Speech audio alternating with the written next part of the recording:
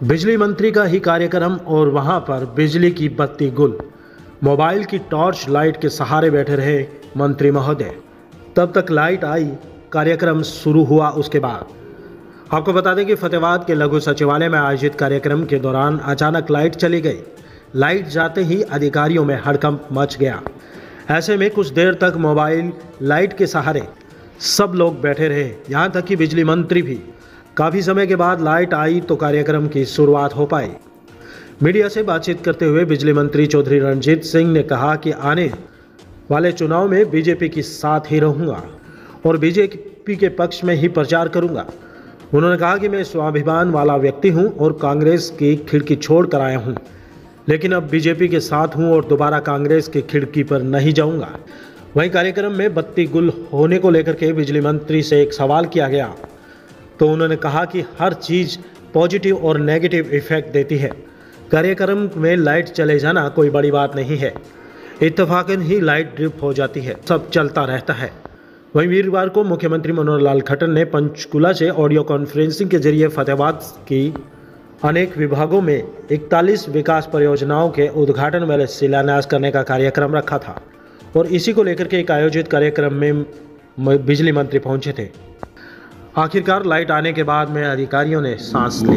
आगे कार्यक्रम को भी देखिए, मैं मुख्यमंत्री साहब को बधाई देता हूँ कि उन्होंने प्रदेश के लिए जितने बड़े प्रोजेक्ट आप लोग सुन ही रहे थे, बहुत बड़े और बड़ा अच्छे प्रोजेक्ट दिए हैं। और फतेहाबाद में जहाँ हम बैठे हैं, हमारे विधायक जी दुलाराम जी नापा साहब और हमारे डीजीपी साहब, इनके लिए बहुत बड़ी खुशी की बात है कि अकेला जेल का ही अकेला 200 करोड़ के करीब, जब ये पूरा प्रोजेक्ट बनेगा, लैंड को भी अगर अंदर साथ लेते तो 200 करोड़ का ये प्रोजेक्ट है।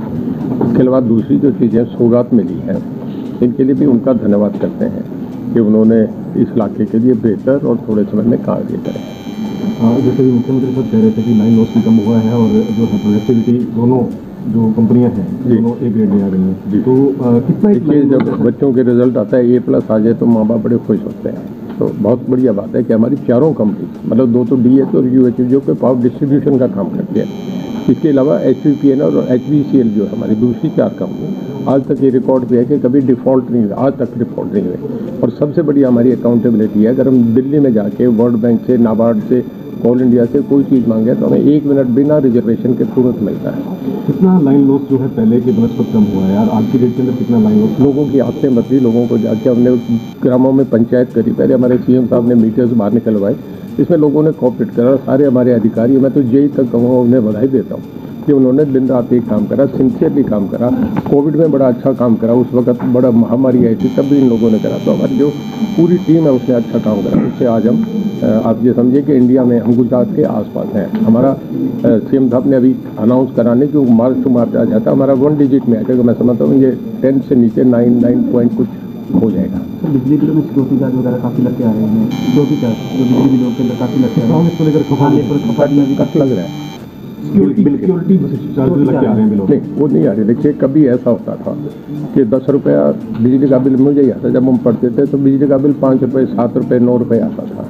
आज बिजली के बिल हर जगह इस्तेमाल हो रही है, तो जो बढ़ गया तो उसके लिए सिक्योरिटी का जो है उसका एस्केलेशन बढ़ता जाता है। तो वो लोगों की एडवांस सिक्योरिटी डिपॉजिट है जो उसमें रहेगा और लोगों का अपना सिक्योरिटी है, वो उस हिसाब से कोई 50,000 का बिल बना दे, उसके बाद छोड़ के चला जाए, फिर कहाँ से रिकवरी करेंगे। तो उसी हिसाब से हमें वो एक ग्राफ बनाए, वो सिक्योरिटी बढ़ाने के लिए लिया जाए। कुछ समय के बाद जब वो हो जाएगा तो बंद हो जाएगा। अभी इस बार राहत दी गई है, बिजली बिलों की जो रेट है वो भी बढ़ाई गई है। देखिए, आप एक बात समझिए, हर जगह टैरिफ बढ़ा है पिछले 8 साल में, 9 साल में। हमारा सबसे बढ़िया ये काम है कि 8 साल में हमारा टैरिफ 1% भी हमने नहीं बढ़ाया, और उसी 8 साल पहले जो चल रहा था उस पर आज हम चला रहे हैं। इसी करके हम सबसे बढ़िया परफॉर्मेंस करें। पॉलिटिकल आगामी चुनाव आप कौन सी पार्टी से लड़ने जा रहे हैं? देखिए, डिपेंड करेगा, अभी ये इशू आया नहीं ना। देखिए, जब मेरे रिजल्ट आए तो 1 घंटा पहले मुझे ये नहीं पता था कि मुझे बीजेपी को समर्थन देना पड़ेगा। निकल के जब सर्टिफिकेट लेके बाहर निकला, बहुत 20,000 से ऊपर वोटों से जीता, सबकी जबान पे जब थी। मुझे पहले दिन CM साहब का फ़ोन आया कि तो साहब आप चुनाव जीत रहे हैं। मैं कहने का, अगर स्टेट का इलेक्टेड पर्सन 1 नंबर आदमी मुझे ये कह रहे हैं तो मैं आपका दिल से धन्यवाद करता हूँ, तो मेरा कॉन्फिडेंस और बढ़ा है। वो कहने के मुझे आगे भी कुछ आपसे कहना है, उम्मीद है। मैं कहने का जी मैं आपके साथ हूँ। अगर कांग्रेस की 57+1 आज और आपकी 23+ हुई तो मैं आपके साथ हूँ, उधर नहीं जाऊँगा। ये मेरी आपसे कमिटमेंट है। लोकसभा में आपकी देखिए, अगर पार्टी मैं बीजेपी के लिए कैंपेन करूंगा। मैंने तय उसी दिन कर लिया था कि मैं बीजेपी के साथ हूँ। जिस कांग्रेस की खिड़की छोड़ के आया, मैं स्वाभिमानी आदमी हूँ, वहाँ जाके नहीं खड़ा हो सकता। मैंने हाउस में भी कहा था मैं कांग्रेस नहीं ज्वाइन करता। हो गया, देखिए 1 मिनट, आप जब सिनेमा देखते थे, बढ़िया फिल्म देखते थे, बढ़िया गाना आता था, चली जाती हल्ला मचता था, और जब आ जाती तो सीटियाँ मिलती थी। एक जिसका जितना पॉजिटिव था उतना उसका नेगेटिव होता है, चली जाती है। तो इत्तेफाक है ऐसी चीज़ें, कहीं भी कुछ ट्रप डाउन हो जाता है। डीजी को जेल किया है हमारे यहाँ डीजीपी अपने आईजी को सुप्रीम जेल को भेजते हैं, साथ वाले को किसी को भी जाके देखे और ज़मीन कैसी है, सेफ्टी पॉइंट से भी है। हमें कई हमारे बहुत हार्ड क्रिमिनल रहते हैं, कश्मीर के डेथ न्यूज़ भी जेलों में है, तो हमें ये देखना पहले तो साइट सिलेक्शन सबसे इम्पोर्टेंट होता है। शहर से कितनी दूर है, आबादी से कुछ ऐसे पैरामीटर्स हैं उसमें तय करे जाते हैं, वो तय करके ही होता है। तो साइट जो ठीक होता है, सबसे सेफेस्ट होता है, उसको सिलेक्ट करना। एक बोला था आजकल